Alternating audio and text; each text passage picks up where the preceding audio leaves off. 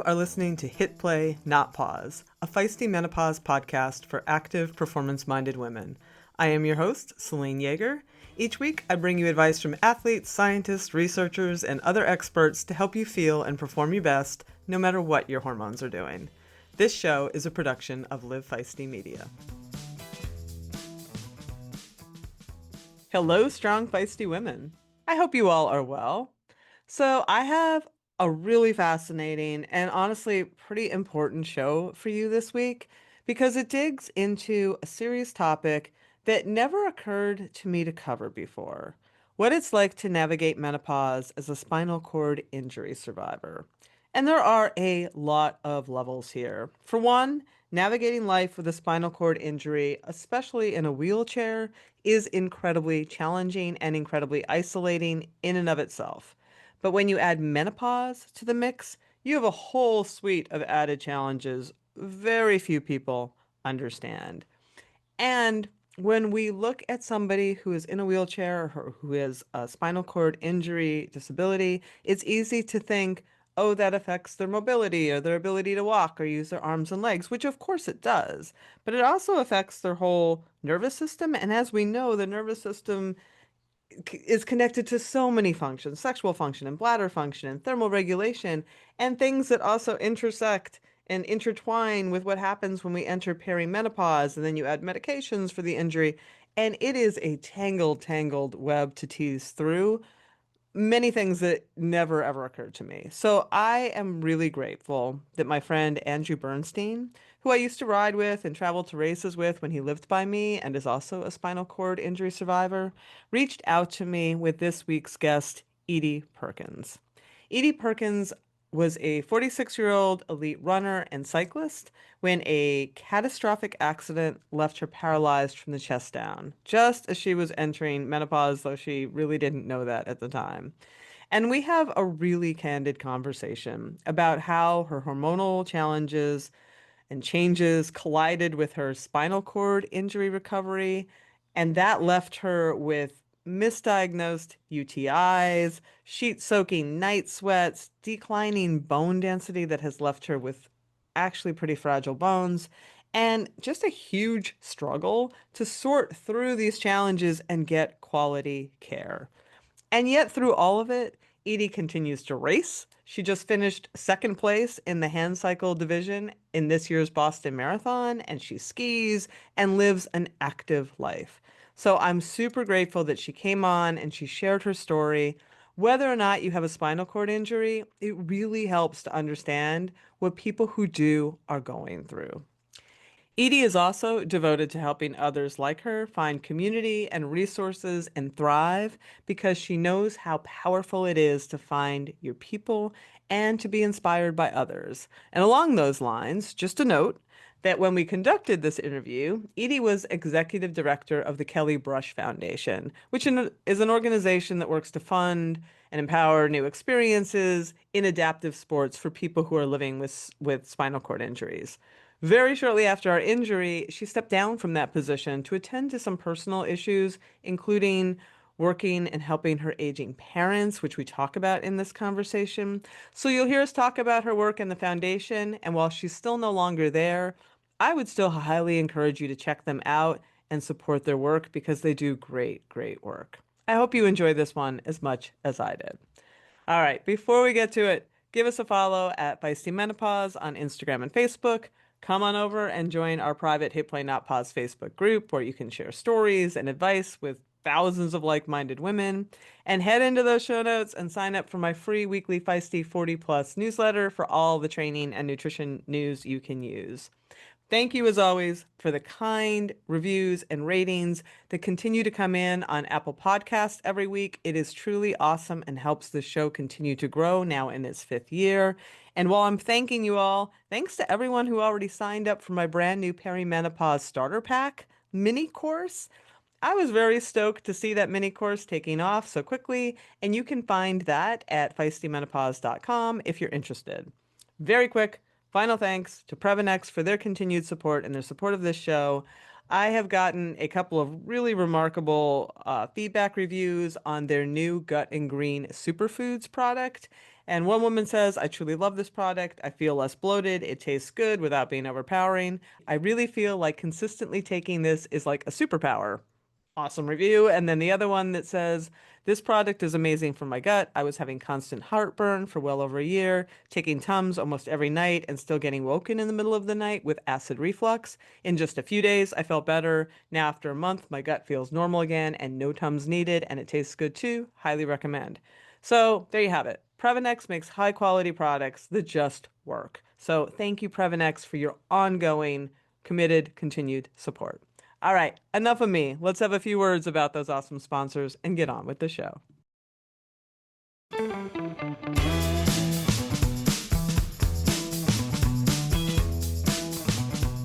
Hello, Edie. Well, welcome. We stopped talking about the weather, so I hit record and welcome to the show. Thanks. It's great to be here. So I'd like to, we have a lot to talk about, but I really do want to start talking because when we had our little get to know you chat, you told me the story about your Boston Marathon this past time, and I thought it was really exciting. So I wanted to start with that because you nearly won the handcycle division at Boston Marathon this year, and it was a sprint finish, right? Is that correct? It was, yeah. Tell me about that. Well, it was definitely one of the most exciting and also most frustrating races. Typically, when you do a marathon on a hand cycle, the field is small and you just get blown apart really quickly and end up riding. So you're by yourself? Yeah, Are you so by you're yourself? riding by Okay. yourself, and you can, you pick off a person here or there. So you have little targets throughout the race, especially the closer to the end. But you're typically on your own. So finishing, I think past marathons that I've done, if there's a 2-minute gap, I'm like, wow, that was really close. Yeah. But this one was 0.003 seconds. So it was Oh, that's really close. I can't even say thousandths of a Was second. it clear who won? That sounds Yeah, almost photo finish close to me. it was photo finish. Yeah. But yeah, I mean, there was like a little edge of it. But in the moment, you knew that you In the got, moment I knew. yeah, Yeah. yeah, you almost always Yeah. know, right? Were you So going back and forth throughout the race? well, it was a really exciting finish. So I was alone for 20 miles and I knew there were three It's a women long way. ahead of me. And I knew one of them I usually beat. So I was like, I'll probably catch her on the hills, which is usually what happens with this one woman. But there were two other women, and I didn't know who they were, but I did know they were ahead of me. And then I came up. So the Boston Marathon has famous Heartbreak Hills, and it's a series of 4 hills. And I got over the third. I still hadn't seen the woman I normally catch. And then I got to the 4th hill and I saw all 3 of them together. And I was like, ooh, definitely making up some ground on them. So I rolled up to them and I knew I had 2 choices. I could either get on their wheels and catch my breath, and then we could cat and mouse it to the finish.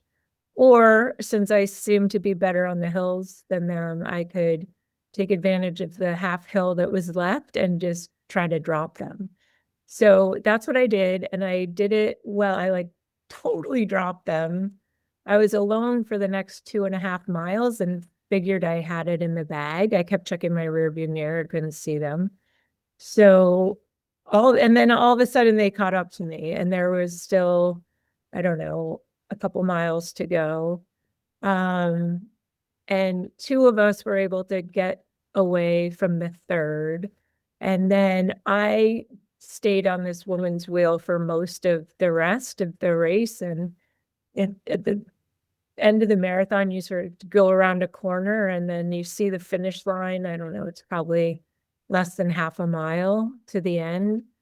And I just stayed on her wheel for all of it. And I jumped a little too soon. And I thought I had it. I was going, I was ahead, like going so close to the finish line. And then she just nipped me at the end.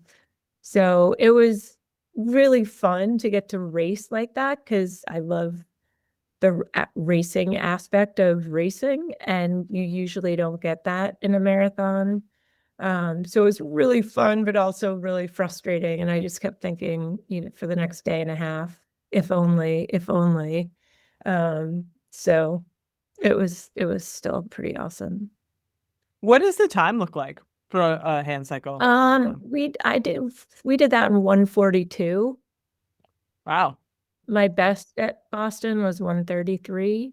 So it was a little slower. I think I probably had a tailwind one year. Yeah, yeah. So you've also been part of the national women's paracycling team, right, for several years? Not the And national team, but oh, okay. I was on a women's paracycling team. Okay. Yeah, I'm not on it anymore. When I started a new job a couple of years ago, and there was just no way I could do both. The paracycling circuit there are a bunch of races all over the country, and they're usually several days. It's stage races and a lot of travel, and I couldn't swing that and my job. But I was doing that for a while, and I loved it. That's the paracycling. So when you do a marathon, it's a lot more like it's a running race. So it just has a very different feel. When you're doing the paracycling races, it's more like a cycling race. Mm. So you do crits and road races and time trials, and there's a lot more drafting and strategy and actual racing. What is that? What is it like? It seems extraordinarily hard to me to race a hand cycle. Like I whenever I know see it, it exactly. looks so hard. Yeah. So if you've seen it, you're like lying down on the ground practically, and your feet are out in front of you, and you just use your arms to pedal. And it is hard at first, but then once you build up the muscles and the endurance, it's a lot like riding a bike. It's a lot harder on the hills. Like as soon as there's any incline, if you're riding with able-bodied riders, Yeah. you just drop back. It's like you're going backwards. You go really slowly on the hills. But otherwise, it's a lot like riding a bike. Do you strength train for that? I should. Especially now that I'm 55 or 54. But I'm not very good I've never been good about, I'll do it for a little bit and then I get out of the habit. I understand. Um, You're not alone in that. so yeah, I should. You also raced Boston as a runner, correct? And did you I place did. 25th? I Did I did. read that correct? That is wicked fast in that field. What I was was the time? That really was like excited about 2005? that. That was 2:55. Wow. Yeah. And it was a hot day. I feel like I got lucky in coming in 25th, but um it was kind of a hot day, and I don't know, I had a really good day. I would say so. Yeah. And were you also, tell me a little bit about your history as a competitive endurance athlete. Yeah, so it started a little late. I was 30 when I did my first marathon, which was also my first race ever. And I was sort of dared into it. I was at a party one night, and a friend of mine had signed up to do this marathon in Alaska. And she's like, you run. And I used to run just to stay in shape. I do like 3 or 5 miles a couple times a week. And she's like, you're a runner. Why don't you do it with me? And, as if a couple beers in, I was like, yeah, sure, I'll definitely do Sounds great. it. Alaska? Absolutely. And then the next day I woke up and I was still kind of interested in it. So I Googled, if there was even Google back then, but I found a training plan and decided to just jump in and follow it and see how far I'd get. I figured I would not be doing the marathon, but I was gonna just sort of start the training and see how it went. And I loved it. Like each time I did a distance that I'd never done before, I felt it was such a sense of accomplishment. It kept me going. And I think I did my first 15 miler and I called my friend and I was like, hey, how's the training going? I think there's a chance I might actually do this. And she said, oh no, I tried running 10 miles. I hate running. I'm not doing it. No. But I was so into it at that point. So Did you do it? I did it. I got my mom to come with me. We went on this little vacation in Alaska and I did the marathon. And after that, I was totally hooked. And my time was 4:05 or something like that. That's good for a first marathon, And though. it was hilly, a lot of trail running. So it was a hard one, but still I walked at some points and it was hard. But I was totally hooked after that. I was like, I got to sign up for something. And this time I'm going to do the right kind of training and do some speed work. I want to qualify for Boston. And I did. And on the next one I did. And then, yeah, then I was all in. I just got way into it. And it was strange going from being who I was to becoming a runner. Like there was sort of an identity crisis there. But eventually I crossed over and got way into running, raced a bunch of marathons. And then some of my running friends decided to try a triathlon. And so all of us went to a bike shop. We lived in New York City at the time.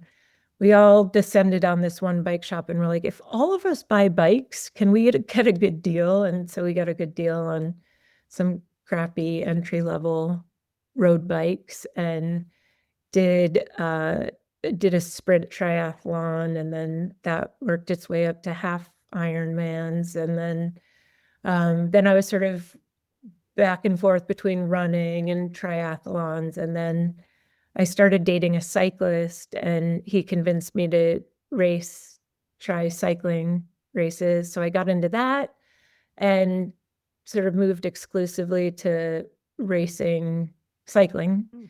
I did that for 5 years and then went back to running and then back to riding bikes just for fun. So it was sort of a late start, but as soon as I was in, I was way in.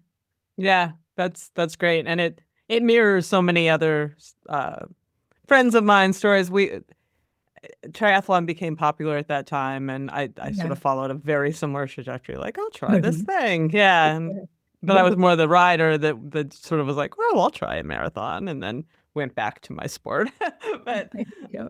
Yeah, I think I'm probably naturally more of a runner. Um, I never did like I got to Cat 3 and like won a few races, podiumed a few times, but it was not like I wasn't good at the sprinting yeah, and then the changing of pace. yeah, So which is a lot. It's a more so much of dynamic, it is. Yeah. punchy kind of sport. Yeah. So then in 2017, life changes a lot, Yeah. right? Life changes. I had moved from New York City to LA for a job and just a change because I'd been in New York City for 15 years and Mm. going somewhere where there was better access to the outdoors seemed really exciting. And I got there and the riding was amazing. Like I got so into riding. I ended up getting laid off from this job probably 8 months after. Because of your writing, or was No, it not just because of my serendipitous? Okay. riding, but the fun employment definitely turned into a Yeah. week of riding. They decided they made a shift and decided to shut down the thing that they got a bunch of us to move out there to start up. So I was doing a ton of riding, probably like 300 miles a week and all these Wow. incredible climbs and just loving it and trying to do some consulting to keep things afloat. I think I was still on severance. And one day I went out and just it was a typical morning ride. I was going to head up into the hills and do this climb that I really liked.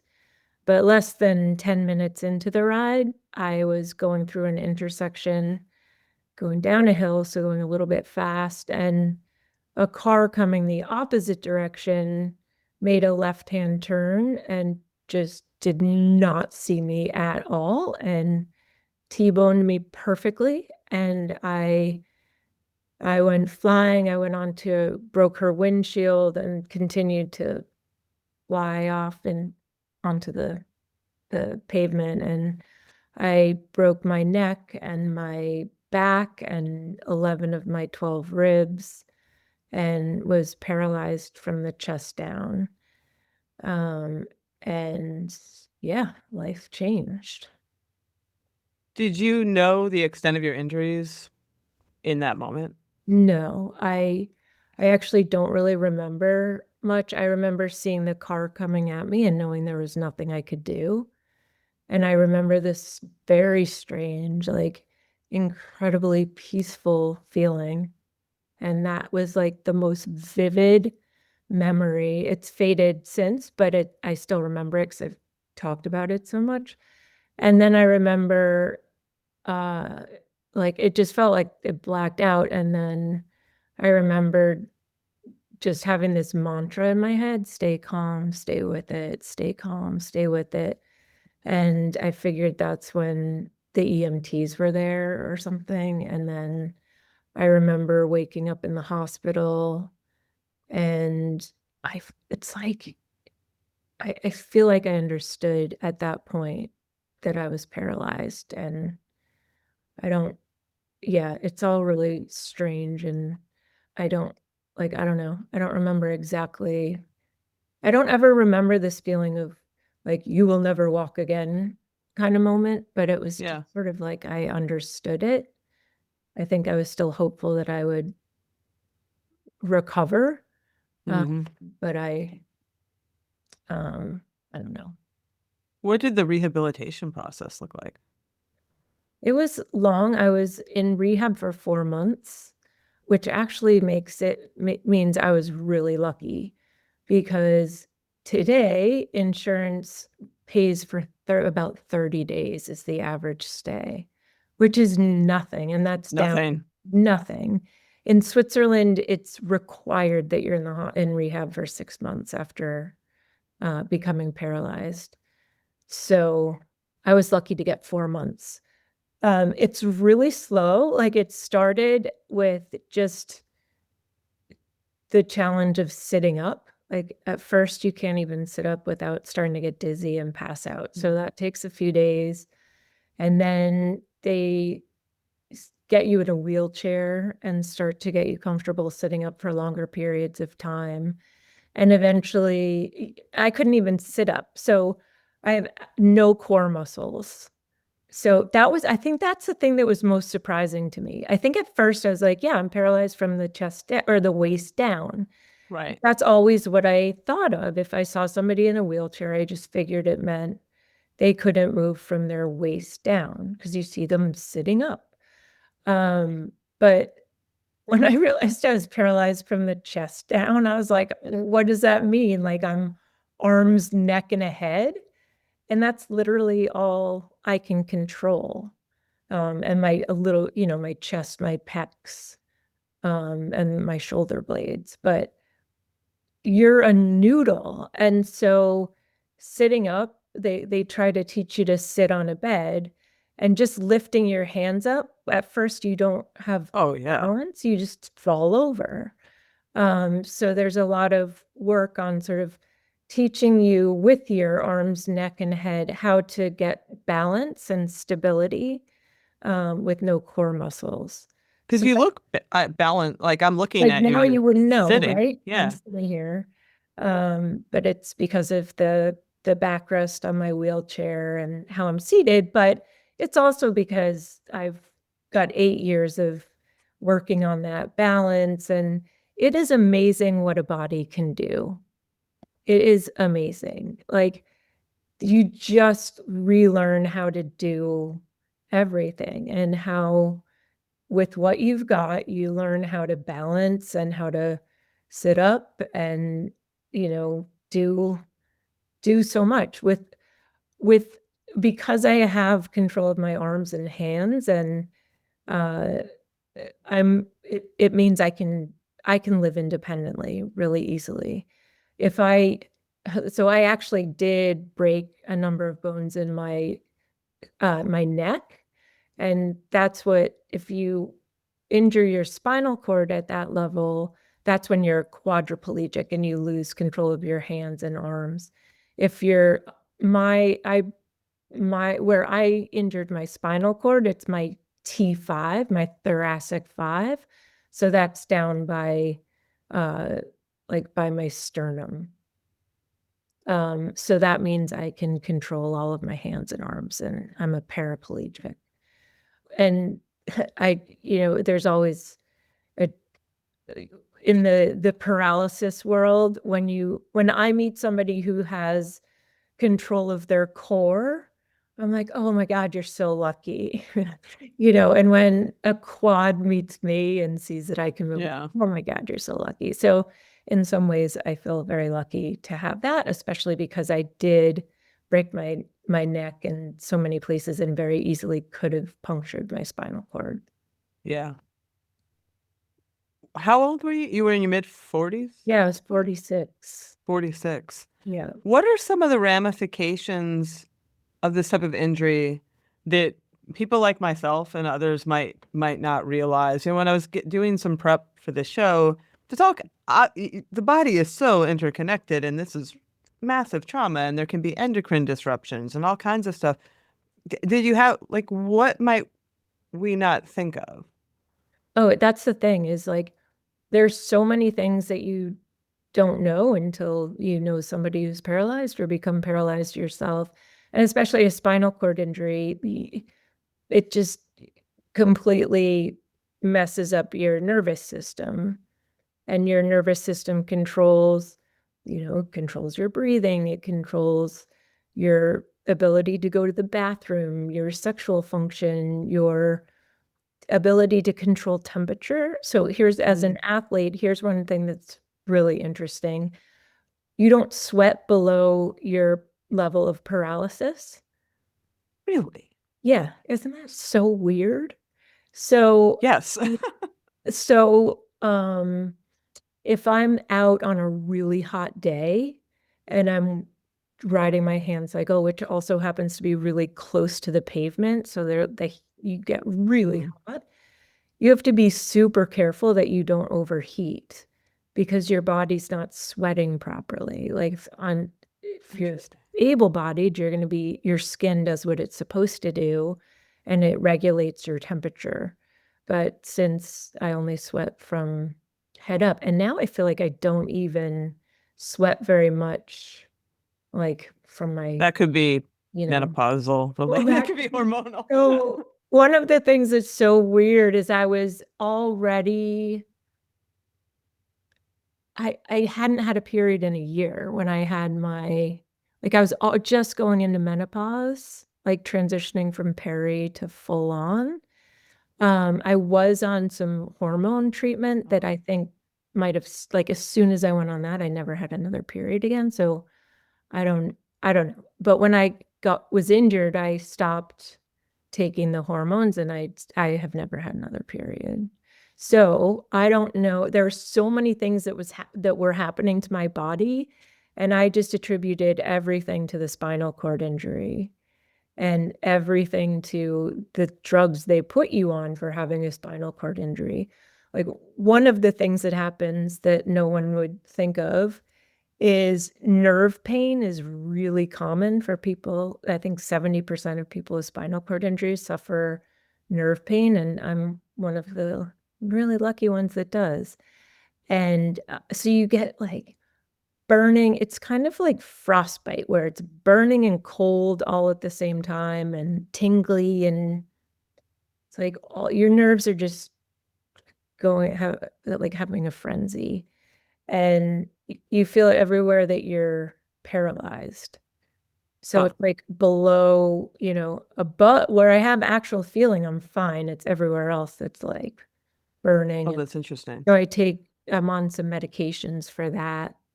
And then I'm also on medications for bladder control.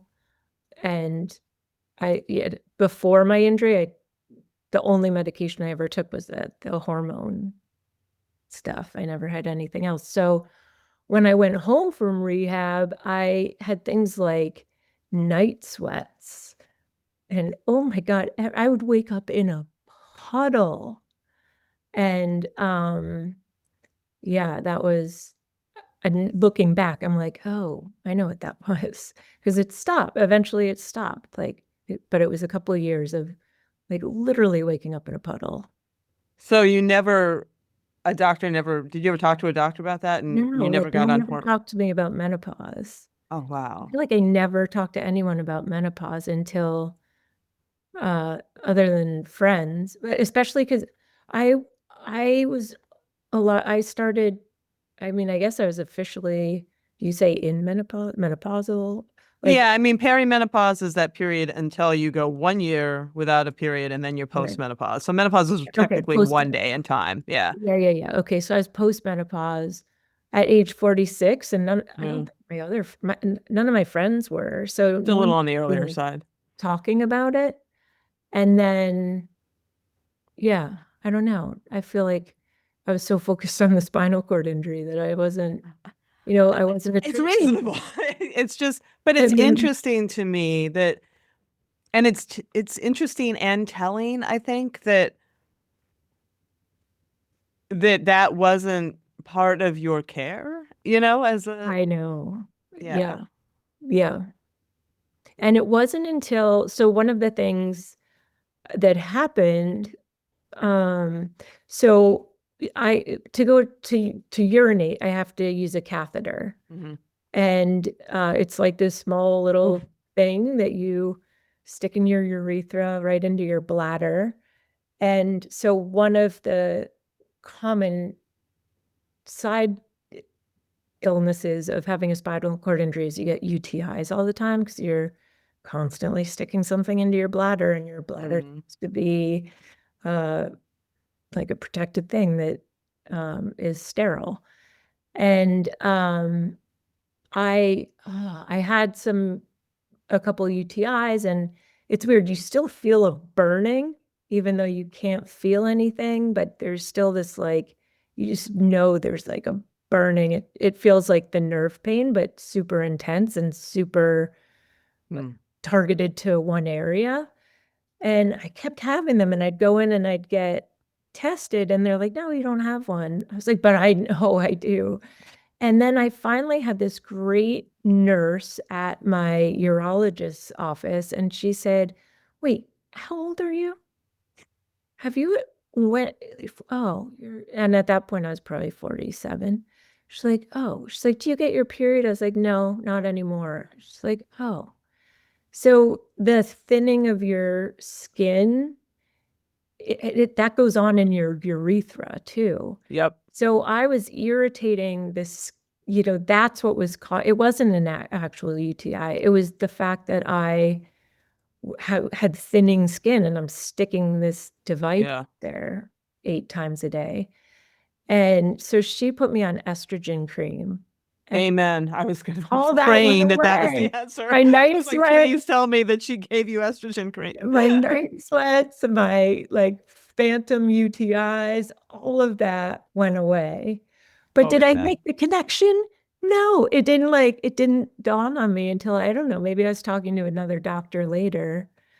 I'd moved to Vermont in 2021, and needed new doctors, and I think I was trying to get my estrogen cream refill, and she talked to me about that, and then I like put it together that that's why I was having those sweats. It Yeah. wasn't just like spinal cord injury stuff. When there's so much going on, I mean, it's understandable. It's hard to connect the dots when you don't have a spinal cord injury sometimes, Right. like in retrospect, Yeah. I'm still connecting dots, but it's very understandable. I'm very Yeah. glad. I mean, because UTIs can be quite serious, and I think a lot of people don't appreciate like how many women, not usually in our demographic, but older, die of UTIs. Yeah. For people with spinal cord injuries, it's one of the leading causes of death because we have so many of them, and you Oh, become resistant to the antibiotics that they put you on. Some people get to the point where there is nothing, and if they get one, they have to go into the hospital and be on a what do you call it? The like fluids of Like you IV? IV. Yeah, they Yeah. put you on an IV and you're there for 3 days until it clears. And it's like and a lot of people do die from it. They get sepsis and yeah, Yeah. Yeah. So it's crazy. You wouldn't a know. little Yeah. estrogen cream goes a long way in protecting against those. I I think think so. honestly it should be over the counter and every woman should be able to get I at least know. local. At Yeah, least local should be able to get it. yeah, yeah. Yeah. Agreed. Yeah, but it's crazy. It's so, I don't know if it's just because of social media and Instagram and the fact that it knows how old you are and all of that, but I feel like the conversation, no, it's so much more than that. I It's the conversation is so out there. great that the conversation about menopause is becoming normalized and people talk about it. I feel like no one did even 10 years ago, Even five. I mean, when I right? started this show in 2020, it Yeah, was still like there were still people. I was still grateful when guests would agree to be on, not like yeah, athletes, not like right, doctors. They are going to talk to me, but right, there were still a couple women who were like, as soon as I used the word, they were out. And I was like, right. okay, Oh, it's I'll so give you funny. grace. I get it, but I sometimes I'm curious. I'm like, I wonder if I knocked on their door again, they'd be like, oh, I'll talk about Oh, that now, yeah, but sure. Well, yeah. what's funny is, so your friend Bernie Mm-hmm. does PR for the organization I work for, and he and the marketing guy were talking about this opportunity to be on this podcast. But um, they were both mortified to ask me if I'd be on a show about menopause. So they did rocks, paper, scissors to like see who would have to ask. And then the one who came to me was like, came crawling in and he's Was like, it Bernie? oh, no, it was Or the other one? Bernie one. And it was the other one. And I was like, yeah, sure, I'll be on it. I don't care. That's awesome. I'm not. I love Bernie, and for the audience, so they know, very dear friend Andrew Bernstein, who used to live where I live, and we went to many a bike race together. And he is a spinal cord injury survivor. He was hit outside of Boulder, Colorado, and it was interesting when he reached out to me. He was talking about a lot of what he navigates now is a lot like what some women in menopause navigate with bone density issues and hormonal treatments and all of that because of the spinal cord injury. Yeah.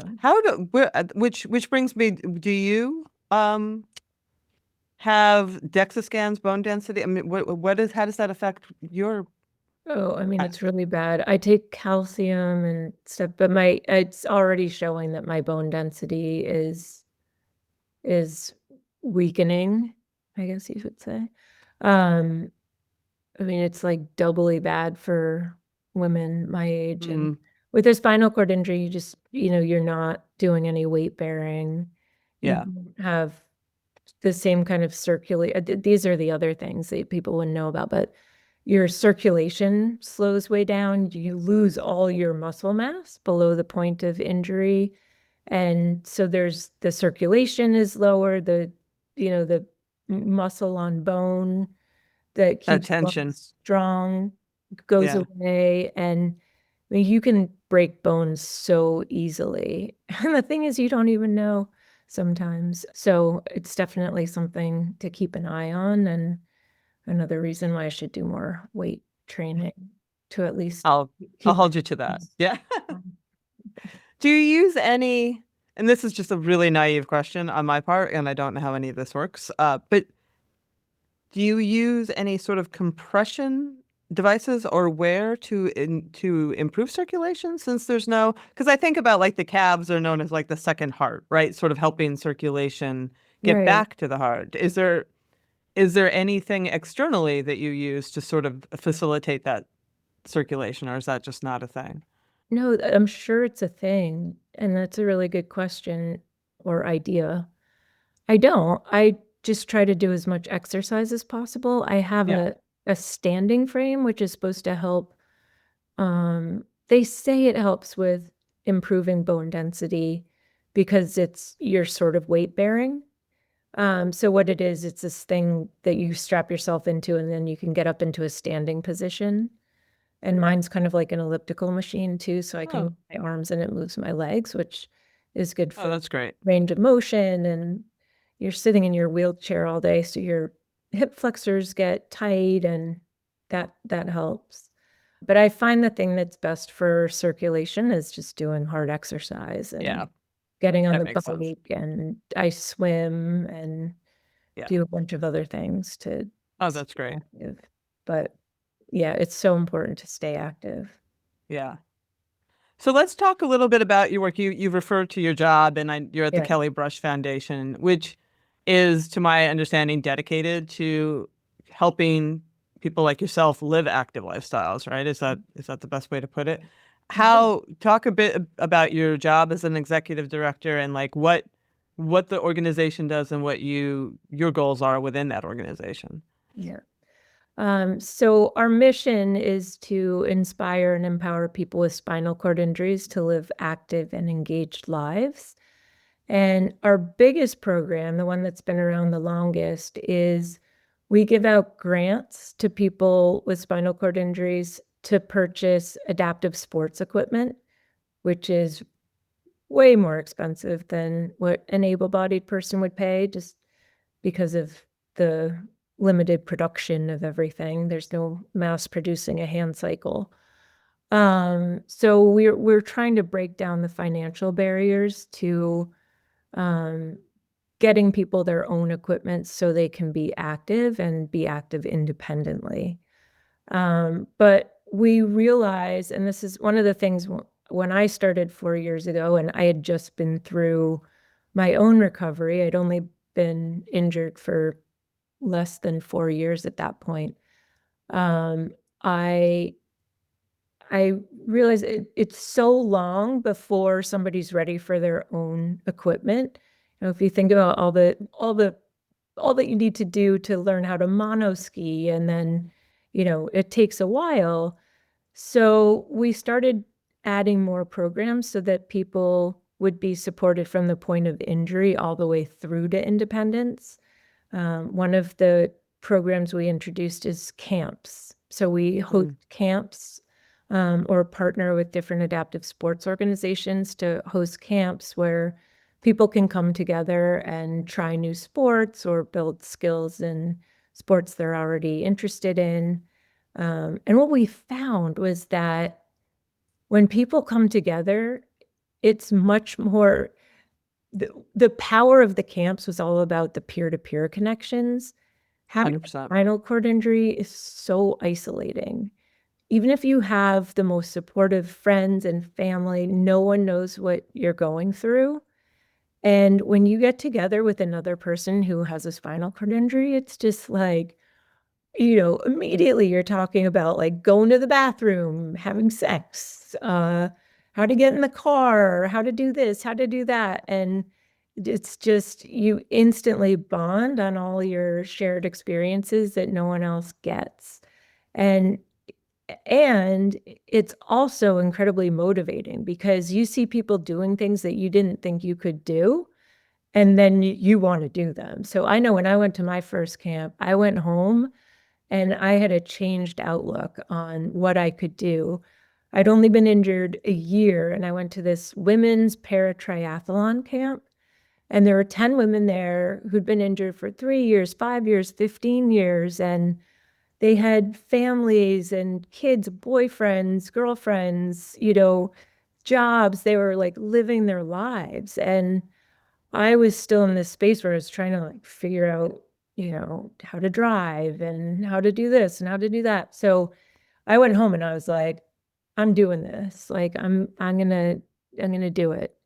And so we saw that that happened at the camps that we hosted too. And so since that very first camp, we're now like all in on camps, and we reached over 400 people last year through our camps and events.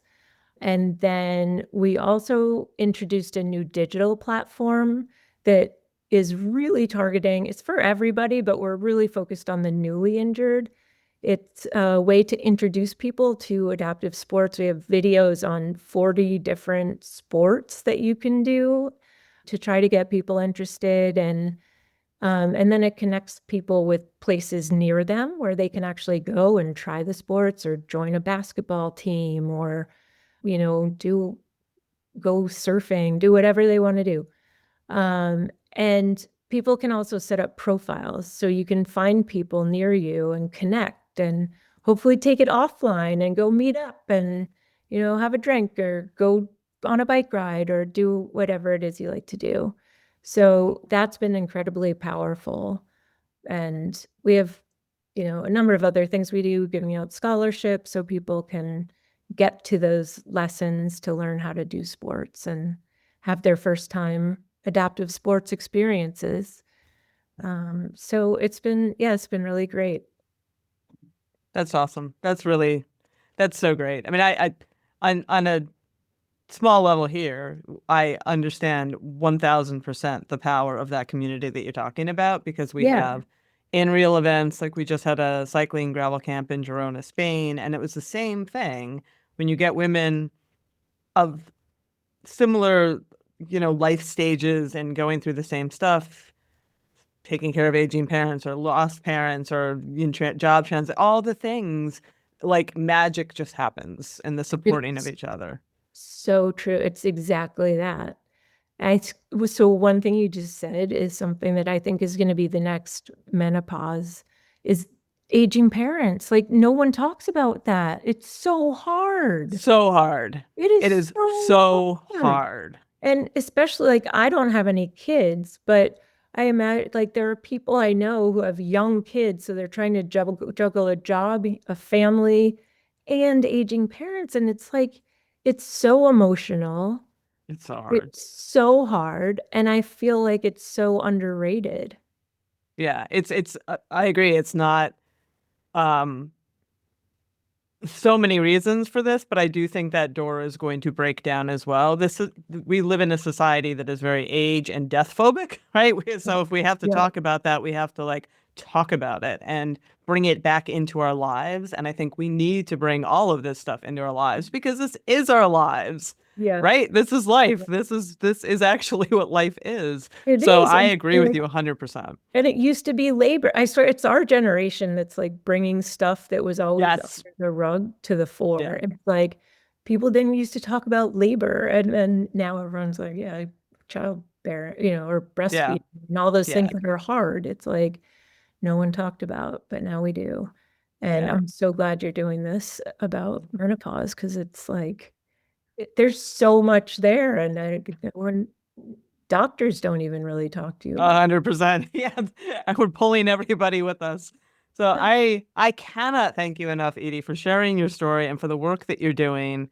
And it just makes such a difference. And sharing it here helps other people understand better. Because you see people and you have a very, very rudimentary understanding when you see somebody in a wheelchair, right? But it is really a rudimentary understanding. So the more Yeah. that we can share this kind of stuff, I just think it enlightens everybody and it makes the world a better place.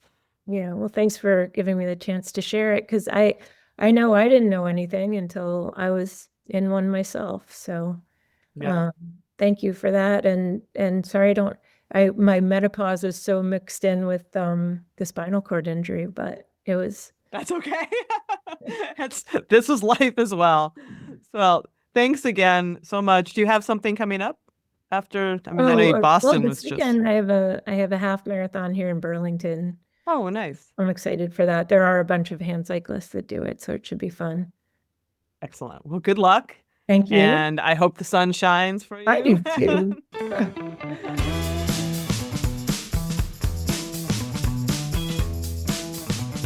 Well, that's our show. Come on back next week for an information packed episode on pelvic health with pelvic physical therapist Ingrid Harm Hernandez, who is the co director and mentor for new pelvic PTs in the Duke Women's Health Physical Therapy Residency Program and the author of The Musculoskeletal Mystery: How to Solve Your Pelvic Floor Symptoms. Ingrid was amazing. We get into incontinence, pelvic pain, prolapse, how the musculoskeletal syndrome of menopause intersects with the genitourinary syndrome of menopause, and so much more, including, importantly, what you can do about it all. This was an A plus in education, so come on back for that. And until then, as always, stay feisty.